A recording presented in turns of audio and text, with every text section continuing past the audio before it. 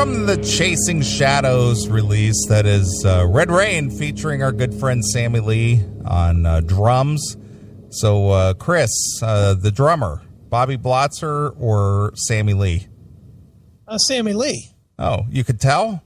Yeah, that was definitely Sammy Lee. All right. Well, I was thinking that if anything happened to Red Rain, that Sammy could definitely go out and do Sammy Lee's Red Rain experience. Sammy Lee's rat. Sammy Lee's Red Rain experience. Don't you think he's covered a rat tune in his day? I'm sure he has. Oh, Sammy Lee's rat it is. Sure. I think that has merit, doesn't it? I would think so, just as much as Bobby's. That's right. It's the same tribute. Yeah. And I think he's a better drummer.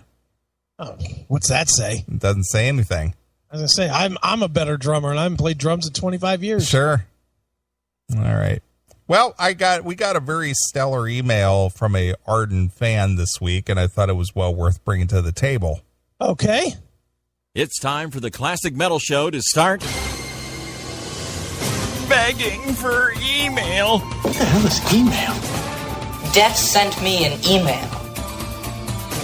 Well, when you figure it out, email me. And here's your loser beggars, Neeley and Chris. You've got mail. All right. Well, we don't beg for email, but once in a while we do get some. We used to beg for emails. Beg for email. Didn't we used to try and get people to email us? Not that I remember. Yeah, me either. Yeah. That's right. That was Rev. Yeah, that was Rev or the metal experts. Yeah. They were always begging for email. Yeah. If you guys like what we're doing, give us an email and tell us. Enough. Yeah. All right. Our good friend in the chat room, Mr. Scary. Okay. He sent a very long and detailed email this week, which I found amusing in some of the parts. And obviously, he listens very intently to the show, as everybody should. Sure. I'm always amazed at the people of the younger generation who find us entertaining. You know, I almost wonder if it's because their generation was raised to not have a voice that they're surprised by us. No, shocked. Yes. They're shocked. Shocked and outraged. They're shocked by us. That's right. Well, they're not used to that, I guess. You know, I mean, and maybe I'm stupid here, probably am, but I don't see what we're doing as anything different than we were taught to do. No, not at all. We were taught to say whatever the fuck we think. Sure. And not necessarily care if it was outside of the popular opinion. Right. That was what we were taught. You know, basically what they teach these kids now is exactly what they taught us not to do. Right. Go with the flow. They always said, don't fucking, you know, what is it? Don't color in the lines, that type of a thing. Right. You know, fucking create your own boundaries and live within your own bound. That's what we were taught as kids. Yeah. Well, it goes back to the whole thing. Well, if all your friends jumped off a bridge, would you? Yeah. But now they're taught, yeah, if one of your friends jumps off, you better follow him to make sure it's okay. Exactly. Fucking dummies. Which is why I think, you know, Trump has had so much success over the last couple of months, is because he's refreshing. Yeah. Now you've probably watched more of it than me, and I don't want to get into a whole bunch of politics here tonight. No. You know, I'm really enjoying the fact that we're not going there. Yeah. But would you say that the media is just dead wrong? Because I watched a little bit of news today. I probably watched a half hour of CBS News, so I'll even tell the source. And they were just railing on Trump, saying that by being brash and bold and talking about chicks being on their knees or whatever, that he was losing the populace. I don't agree. You think that he's gaining? I think that's making him more popular. Because it's people actually hearing what they think for a change? Yeah, people. He's not being politically correct, and he's even said it. Politically correct is weakness, right? And we don't have time for that. Right. Okay. Well, good. I hope he continues. I do too. Whether he works it out to the end of the, run. Yeah. I just like the fact that he's shaking it up a bit.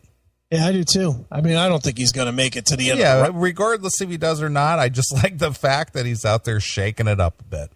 You don't really think it's going to be Bush Clinton, though, do you? No, I don't. Ugh. So who's going to be? Who do you think it's going to be? If I had my personal pick out of that, Huckabee? No, Not Huckabee. no. I personally like Walker. Scott Walker? I do. I like him. He's not the most dynamic guy, but he seems like he's got a good sense of what needs to be done. Yeah. I mean, I haven't followed any of it. I like Dr. Carson when he's not talking about aliens and shit. But unfortunately, he does talk about aliens and shit. Sure. I like that guy. And I sort of like that Ted Cruz from the 3 minutes that I saw of him today. Yeah, well, he does have some good points.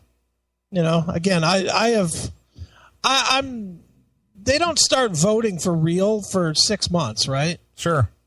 Isn't that when the caucuses start? Yeah. That's in January. So really, I don't care. I saw something on MSN's the homepage on my tablet for some reason. Mm-hmm. They were talking about some lady that's like raising up. Yeah, she's the former Hewlett Packard president. Never heard of her in my life. Mm-hmm. I saw her name and they were saying, "Oh, she did great on this and that." I'm like, "Oh yeah, how about that?" She won't be around. No, she won't. But for a woman in the ring, she too is kind of outspoken as well. Okay, well that's great. That's great. I'm glad we got all this diversity. Gotta get the token female in there. Token female. We got Dr. Carson in there to represent the blacks. We got Rubio to give the Mexicans a voice. Right. Got to be all inclusive. It's good. Right. Hail and kill caller. You're on the air. Since we don't want to get into politics, I'll just make it fairly quick. The thing I find about Trump, I think there are two types of people that are into Trump. One is the kind of person that's like, oh man, he's famous. He's like got a TV show and shit. It's really cool. He's reality TV. He's in the society pages and he dates some hot ass model pussy. Yeah. And then the other type is, hey, here's a guy who's almost as big an asshole as I am. That's me. That's right. I kind of had you in mind, Chris.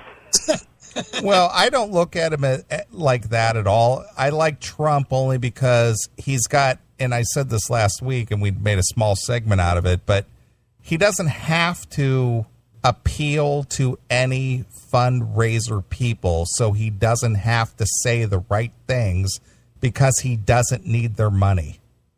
Because he can buy whatever he wants, and we're supposed to be the society that's supposed to be against politicians who can buy votes. Well, that is true, but the thing is he says a lot of things that people are shocked and outraged and offended by.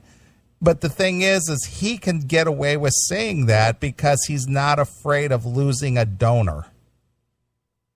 For now. For now. For now. Eventually, see, I actually did follow the debate somewhat Thursday night, and basically he did a bunch of trash talking and basically said nothing factual. True. Again. So eventually he's going to have to start, quit fucking around and start actually engaging with issues if he wants to be taken seriously. But I think he's going to get bored. Obama didn't. And quit. Obama never did. He never addressed issues. Well, obviously it was, 7 years ago. I don't quite remember, but I think he did. Well, let's just put it this way, Doghouse. He just didn't engage with the issues in the manner that Chris Aiken wanted him to. Right. Well, let's just put it this way. For me personally, the only reason I like Trump is because he is causing other people to reevaluate their political correctness. And he's a perfect example of this thing that escapes so many people. There's a difference between being politically incorrect and just being a straight-up dickhead. True. I agree. And Trump is in the latter category. He's just saying stuff to be a dickhead. And he thinks, oh, I'm being politically incorrect. No, you're being a dickhead. I like it. But who doesn't enjoy being a dickhead now and again? I'm kind of sick of him, actually. Really? Already? Here's somebody that's basically he pretends like he cares so much about America, yet he's basically making a mockery of the whole process. Yes. I disagree, because I think what he's doing is he's representing what America is that you should be able to do whatever you want to do within the bounds of the law. He's representing being a dickhead. I He's agree. representing, I agree. look at me. The only thing he's actually said is, look at me, must have attention. Well, he is a showman. He is an entertainer as well as a multi-billionaire. That's true. So, Although how many billions he has is certainly up for debate. well, regardless of that, even if he has even if he only has 1 billion, he's still a billionaire. It's more than me. Well, you know what? If you dig him, keep going. Keep talking your trash, Trump. Just keep doing it. You'll fuck it up for the whole Republican Party. And guess what? You'll have another Democrat winning. Right. See Ross Perot, 1992. Yep. I think we're about ready to relearn that lesson again. Unless these fuckers,